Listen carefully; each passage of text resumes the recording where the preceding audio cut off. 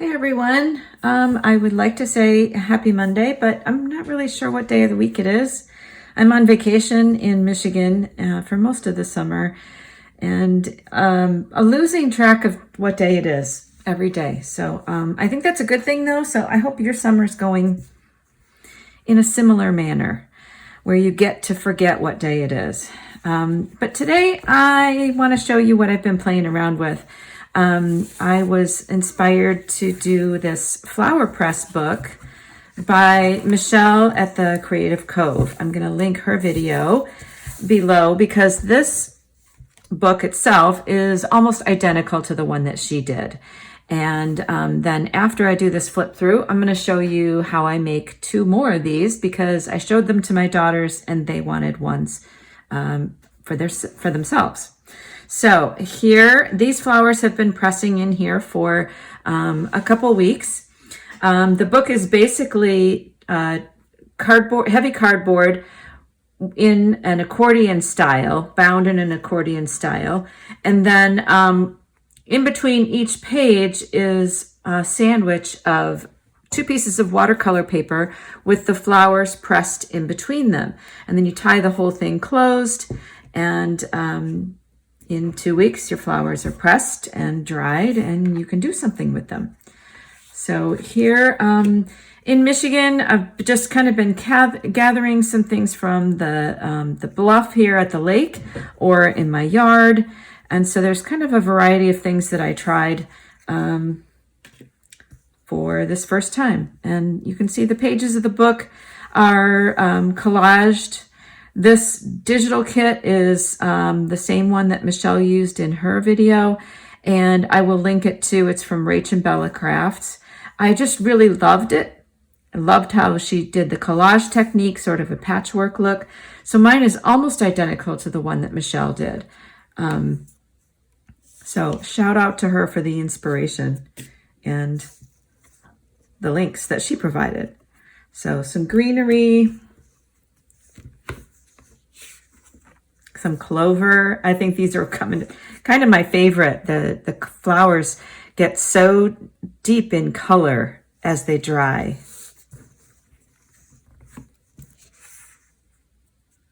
And here's kind of a mix. These are some wildflowers that are on the bluff. This is some of my hydrangeas and some more clover.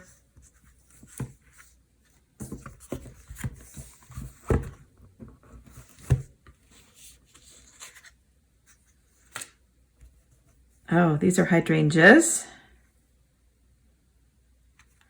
And that is very true to the color that the hydrangea is on. Some of these really fade or almost change color. My really light pink hydrangeas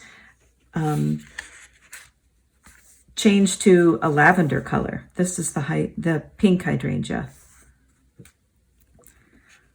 Just some little white flowers my neighbor had in her bouquet and gave me.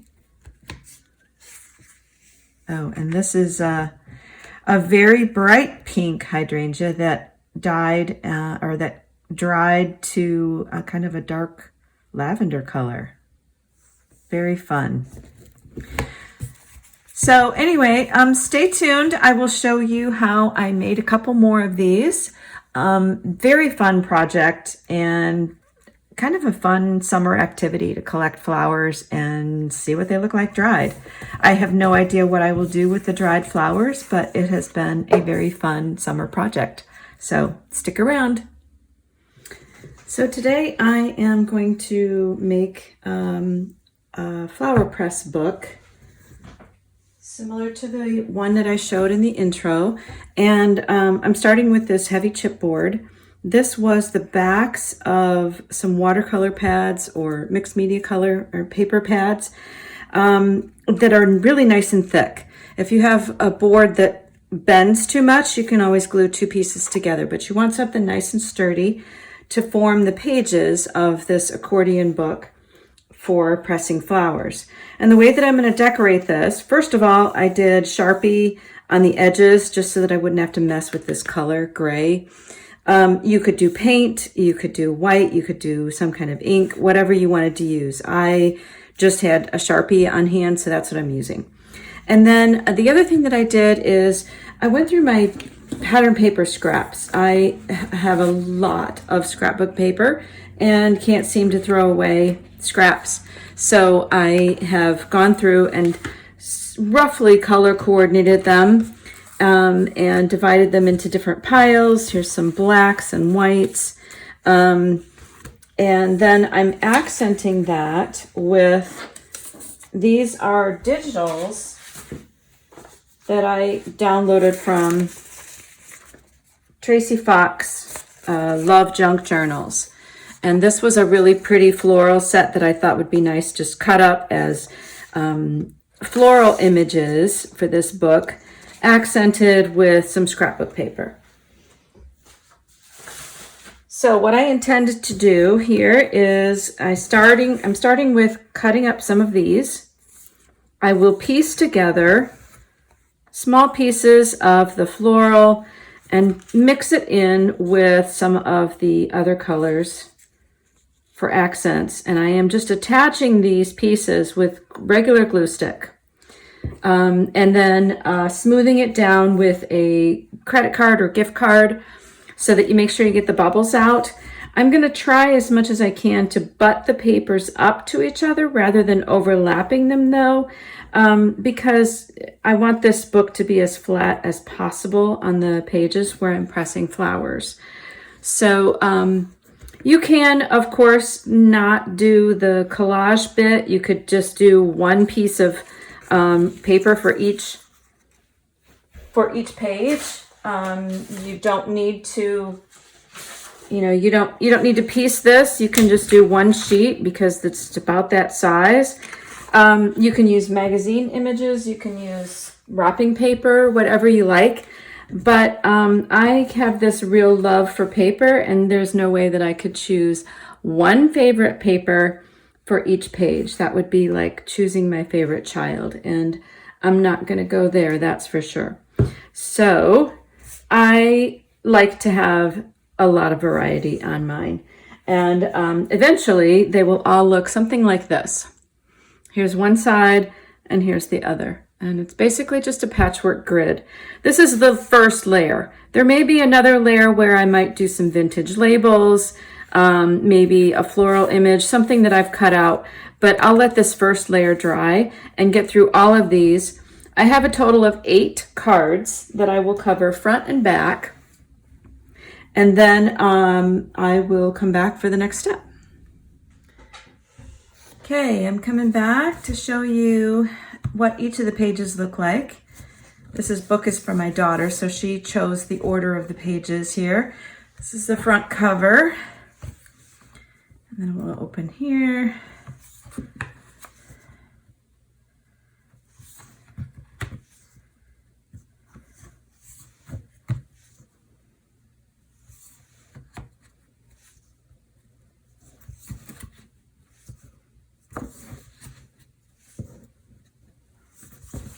And this will be the back cover. And I added these labels. These are more Tracie Fox labels from Love Junk Journals. And I will try to find the link for them, but I use them all the time because they just add that perfect vintage element. You could probably also use like the Tim Holtz ephemera pieces that you can buy at a craft store or those big box hobby stores. So anyway, the next step is to vintage this up a little bit. See, this is my original one. You can see that the vintage finish on it is a lot darker.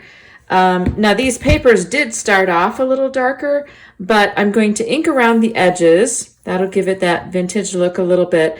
And then the sealing that I'm going to put on here, the sealant is Tim Holtz Vintage Photo Collage Medium. I don't think they make the vintage photo anymore.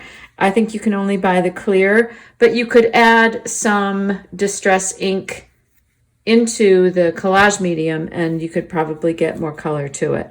But I will coat both sides of each of these pages, and then I will be ready to put them back together with the fabric tapes. Okay, I have a flip through of the flower press books that I made. This was the original one, and I modeled these other two for my daughters off of that original one, and I basically just collaged those papers together. But here it is after I've glued the tapes together and done the vintage.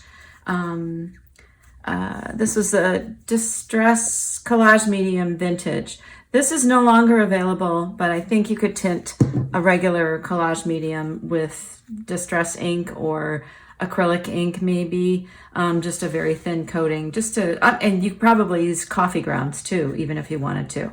I don't like the smell of coffee though, so I did not want to use that. So this is my daughter's, and it's accordion, so you can put the pages in whatever order you would like.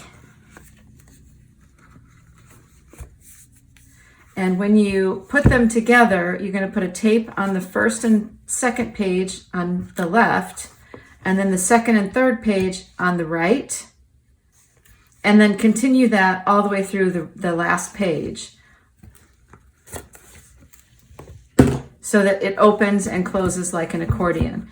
And then when you put the book together, you will sandwich flowers between these pieces of watercolor paper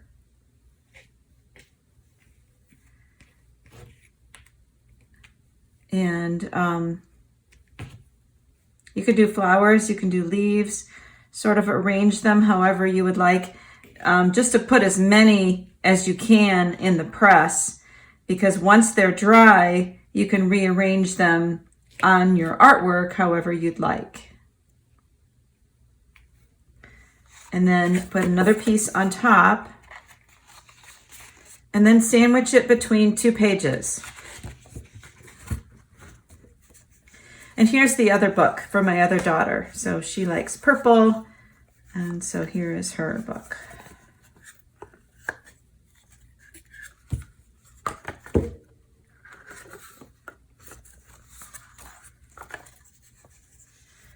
And the nice thing about this is, since you press the flowers between pieces of watercolor paper, you're not getting any plant material on the actual book. And so it can actually be a really pretty decoration, just to have it extended, like, you know, down a table or on a bookshelf or something. So it's a very pretty piece of art as well. So I'll show you what these look like when they're tied up in just a second.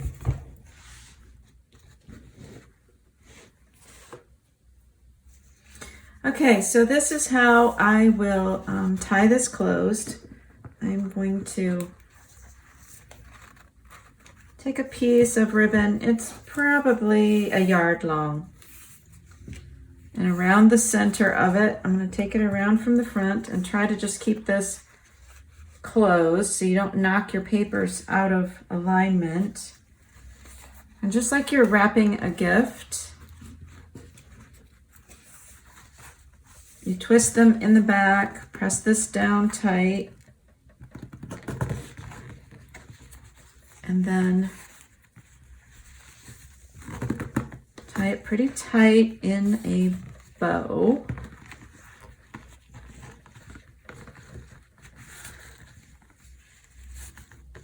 And then in about a week, press it tighter again and tie it tighter and leave it for maybe another week. And then you can untie it and do the whole reveal. And I just think it's kind of a fun, especially a summertime thing. You could probably do fall leaves as well in the autumn. But my daughter and I had fun collecting some of the flowers around the neighborhood here and at the beach, and to fill her book. And so I hope you will give it a try, or at least look at flowers in a different way after this video. So thanks for coming along. I'll see you next time.